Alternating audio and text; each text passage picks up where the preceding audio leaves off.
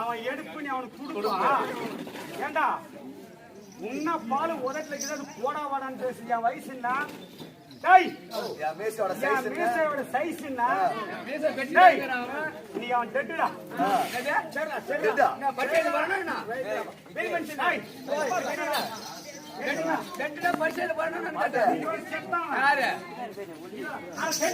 சொல்ல மாட்டேங்குது.